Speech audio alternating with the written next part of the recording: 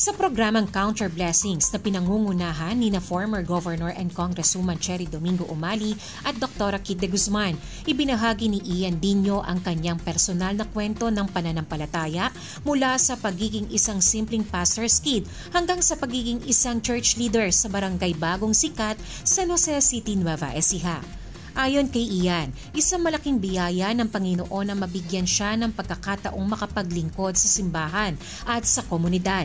Ngunit sa kabila ng mga natatanggap na pagpapala, hindi rin niya naiwasang danasin ang matinding pagsubok lalo na noong pumanaw ang kanyang ina noong February 2016. Sa akin po talaga mahirap kasi sabi ko nga po kanina, mama's boy po talaga ako. Siya po talaga nagturo sa akin lahat simula pagkabata. Sandigan po siya ng family namin, even po yung father ko si pastor. Grabe po yung words of wisdom niya palagi, yung pagdidisiplin niya din po sa amin. So simula po nung uwi na siya sa Panginoon, talagang parang lahat po kami nag-breakdown. Lahat kami nag-iwahiwalay. So sa lahat ikaw yung pinaka-close? Opo, ako po talaga yung close na close po. Ano pinaka-namimiss mo? Opo. Siyempre po, yung pinaka-miss ko, kasi sa work niya po, talagang ako yung driver niya. Kaya simula po noon, tinutulungan ko po talaga siya. So malaking adjustment nung nangyari. Dahil dito, aminadong umabot siya sa puntong kinwestiyon ang kanyang pananampalataya. Sobrang laki po nung yung epekto talaga. Kasi doon po talaga dumating yung time na kinwestiyon ko si Lord. Nagtanong ka na Nagtanong, Lord, totoo ka ba talaga? Diyos ka ba talaga? Akala ko ikaw yung nagpapagaling. Everything po na ganun.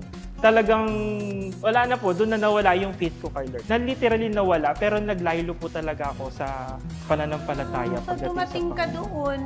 Gayon pa man, habang lumilipas sa mga araw, unti-unti niyang naunawaan na walang mararating ang kanyang buhay kung hindi siya magbabalik sa paglilingkod sa Panginoon. Muling nabuhay ang kanyang pananampalataya at ngayon ay patuloy na naglilingkod si Ian bilang isang leader ng simbahan.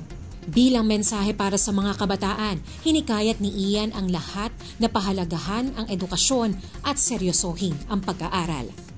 Isang encouragement ko lang sa inyo na mag-aral kayong mabuti dahil napakahalaga ng pag-aaral. Huwag niyo isipin kung anong edad meron kayo. Huwag niyo isipin na yung mga resources, kung magtitiwala at mananalig tayo sa Diyos nating buhay, siya yung magpro-provide ng lahat ng ating mga pangangailangan. Kaya mag-aral lang tayo at si Lord bahala kikilos sa buhay po natin. Kasama si Elsa Navallo, Shane Tolentino para sa Balitang Unang Sigaw.